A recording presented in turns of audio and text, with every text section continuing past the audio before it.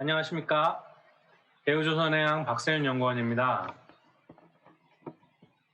연초 계약되었던 컨퍼런스가 코로나로 인해 몇 차례 연기되면서 올해 마지막 달이 되어서 영상으로나마 드디어 제 연구 내용을 공유할 수 있게 되어 감개무량합니다.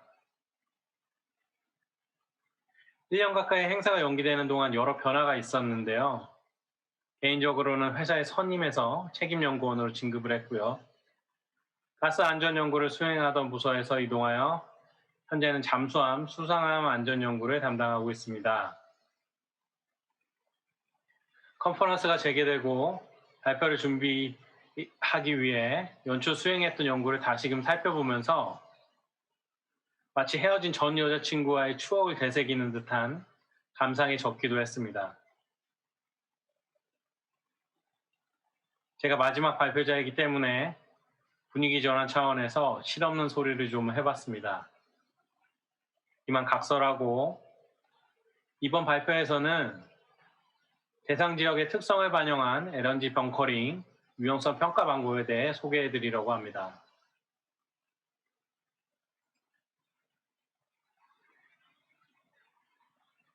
연구 배경과 일반적 위험성 평가 방법론을 먼저 소개해드리고 이후 발전된 형태의 제안을 드리면서 발표를 마무리하겠습니다. 소개해드릴 주요 방법론은 올해 8월 오션 엔지니어링 학술지에 게재된 논문 내용에 기초하고 있습니다. 익숙하게 잘 아시는 내용이겠지만 국제해사기구에서는 배출가스 규제 기준을 공표하면서 전통적인 중유로 운영되는 선단을 보유한 선주들에게 압박을 가하고 있습니다. 최근 미국 대통령으로 선출된 조 바이든의 대표 정책 또한 친환경입니다. 당선 의 첫 행보로 파리 기후협약 복귀를 선언한 것에서 그 의지를 확인할 수 있습니다.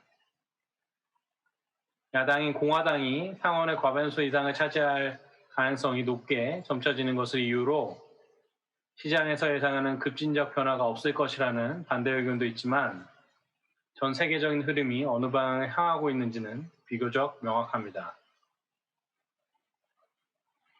이러한 변화의 상황에서 제시되는 여러 대안 중 그 효과가 검증되었고 기술 완성도가 높아 즉각적인 적용이 가능한 것이 LNG 연료입니다. 다만 상온에서 기체 상태로 존재하기 때문에 가스 확산 및 화재 폭발의 가능성이 노출되어 있으므로 이에 대비한 위험성 평가가 수반되어야 합니다. 특히 선박에 LNG 연료를 공급하는 과정은 누출 사고의 가능성이 상대적으로 높고 발화가 일어나 화재 사고로 이어질 경우 해당 선박과 작업자의 피해뿐만 아니라 육상시설 및 육상에 분포된 대규모 인명의 피해와 직결될 수 있으므로 더욱 철저한 검토가 필요합니다. 따라서 일정 기준 이상으로 정량적 위험성이 큰 영역을 구분하여 항구의 안전구역을 설정합니다. 본 연구에서 제시하는 위험성 평가 방법론의 흐름을 왼쪽에서 오른쪽으로 표현한 그림입니다. 먼저 선박의 재원, 항해 및 운영 정보, 벙커링 항구의 현황 등 유관 정보를 수집해야겠고요. 두 번째 단계로 여러 예상 가능한 사고 시나리오를 구성합니다. 세 번째로 각 사고 시나리오별 발생 확률을 산출합니다. 네 번째는 세 번째 단계와 함께 이루어지는데 각 사고 시나리오의 결과, 그러니까 피해 정도를 계산합니다. 최종적으로 사고의 발생 빈도와 사고의 피해 정도를 종합적으로 고려하여 대상의 위험성 평가를 실시합니다. 시나리오 선정 단계에 선행되어야 할 것은 각 사고 시나리오에 영향을 주는 인자를 결정하는 것입니다. 벙커링 상황에서 가스 누출로 인한 플래시 파이어 사고를 기본 가정하였으며 누출공의 크기, 가스 유출의 방향, 해당 지역의 풍향, 풍속, 온도 등의 인자를 고려할 수 있겠습니다. 물론 인자의 종류가 다양해지고 인자를 세분화할수록 사고 시나리오의 개수는 대수로 늘어나게 됩니다. 때문에 시간의 제약을 고려하여 결과에 영향이 큰 인자로 제한합니다. 누출공의 크기는 전체 가스 누출량에 직결되며 가스 유출의 방향과 풍향은 누출된 가스의 확산 형상에 직접적인 영향을 미치므로 이 세 가지 인자를 반영하였습니다. 선정된 인자들의 확률을 차례로 곱하여 각 시나리오별 발생 확률을 산출합니다. 누출공의 크기에 따른 발생 확률은 벙커링 시스템 내 파츠별 사고 확률을 바탕으로 신뢰성 분석을 실시하여 결정합니다. 유출 방향 확률은 특정한 자료가 없으므로 6방향에 대하여 동일한 확률 분포로 계산하였습니다. 풍향은 대상 지역의 연간 풍향 자료를 바탕으로 확률을 구분하였습니다. 사고 결과의 정량적 분석은 플락스 전산유체역학 프로그램을 활용하였습니다. 단순화된 분석적 도구와 비교할 때 상대적으로 정확성이 높은 상용 툴입니다. 하지만 가스 확산 해석에 특화되어 높은 신뢰성을 보이며 해석 시간 단축이 가능한 이 플락스 CFT 프로그램을 사용하더라도 시나리오별로 수십 시간의 해석 시간이 소요되었습니다. 프로그램을 사용하여 확인한 가스 누출 분포를 사고의 결과로 고려하여 위험성 평가를 진행할 수도 있지만 본 연구에서는 해당 지역의 인구 분포를 고려하는 단계를 추가하였습니다. 이러한 노력은 위험성 평가 대상에 최적화된 방법론으로서 더욱 실제적인 결과 도출에 기여합니다.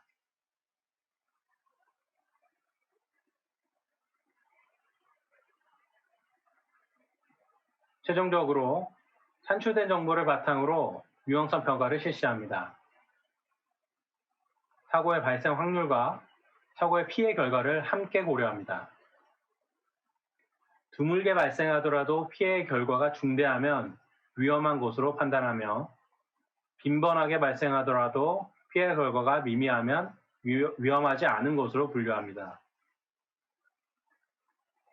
반대의 경우에도 같은 논리가 적용되며 최종적으로 S축을 사고의 피해 결과로 Y축을 사고의 발생 확률로 하는 이치던스 커브로 위험성을 표현합니다.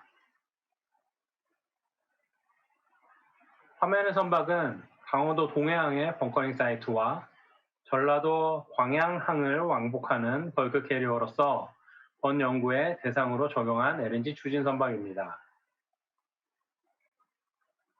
피해 결과 예측에 사용된 플락스 CFD 프로그램으로 대상 선박을 모델링한 그림이고요.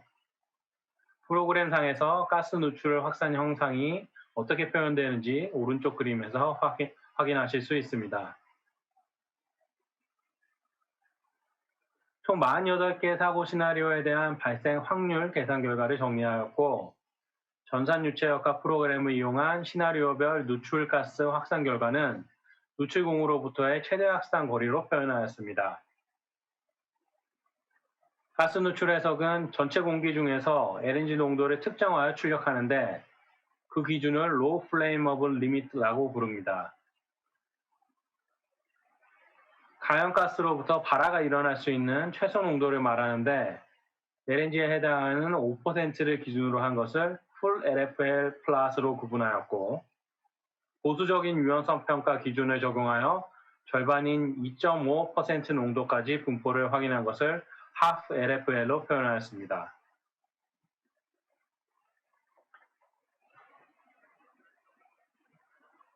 (50mm) 누출공 기준의 Full LFL 농도 플랫입니다.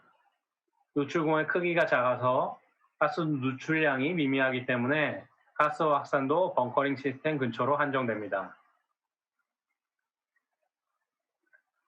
(50mm) 누출공 기준의 하프 LFL 농도 플랫입니다.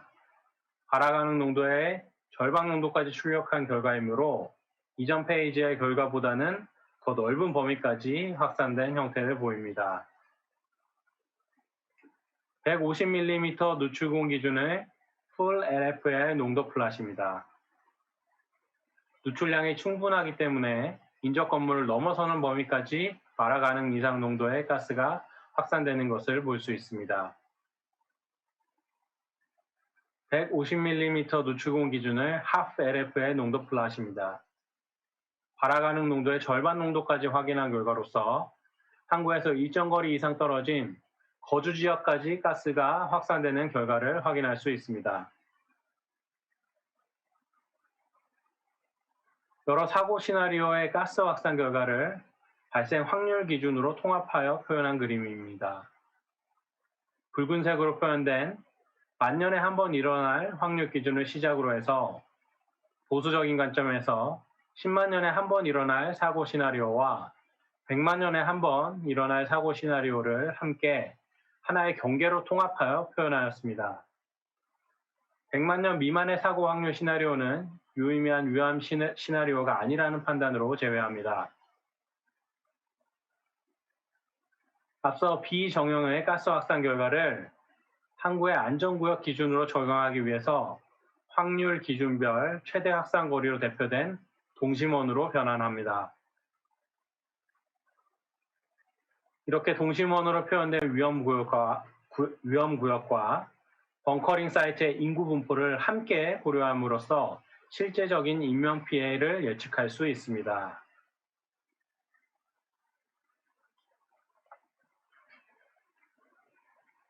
보수적인 관점에서 누출사고 발생 시 동심원 기준의 모든 인구는 피해를 입는 것으로 가정하였으며 X축을 사고로 인한 사상자 수, Y축을 사고 확률로 하는 그래프로 표현할 수 있습니다. 화면의 그래프와 같이 100년에 한 번 발생할 확률로 한 명의 사상자가 발생하는 경우, 그리고 10만 년에 한 번 발생할 확률로 1000명의 사상자가 발생하는 경우를 최소 기준으로 정한다면 현재의 인구 분포에서는 충분히 안전하다고 판단할 수 있지만 만약 인구 밀도가 20배 증가할 경우 정해진 안전 기준을 만족하지 못하므로 추가적인 안전 대책을 수립해야 합니다. 이렇게 대상 지역의 인구 분포를 고려한 위험성 평가를 Population Dependent Analysis로 구분합니다. 여기까지가 학술지에 게재된 논문의 방법론입니다. Population Independent Analysis보다 최적화된 방법론이지만 여전히 개선할 여지가 남아 있습니다. 그중 한 가지가 해당 구역의 지형적 특징을 컴퓨터 시뮬레이션에 반영하지 않았다는 것입니다. 해상에서 이루어지는 선박 대 선박의 급유가 아닌 이상 인접 구조물의 모델링 여부는 가스 확산 결과에 큰 변수로 작용할 것이라는 것을 예상할 수 있습니다.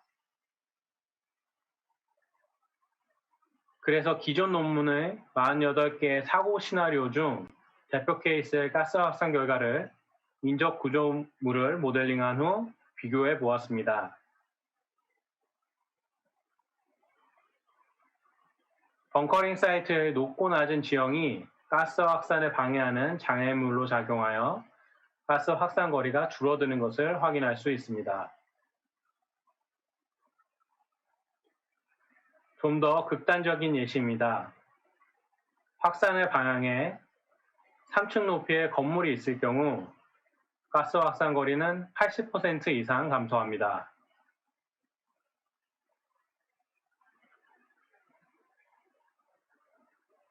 위험성 평가에 인접 지형을 고려할 경우 같은 벙커링 사이트 내에서의 국부적인 벙커링 위치 변화도 최종 가스 확산 결과에 민감하게 영향을 주는 인자가 됩니다. 기존 시나리오의 반대편 남북에서 벙커링이 이루어질 경우 전혀 다른 양상의 가스 확산 결과를 보여줍니다.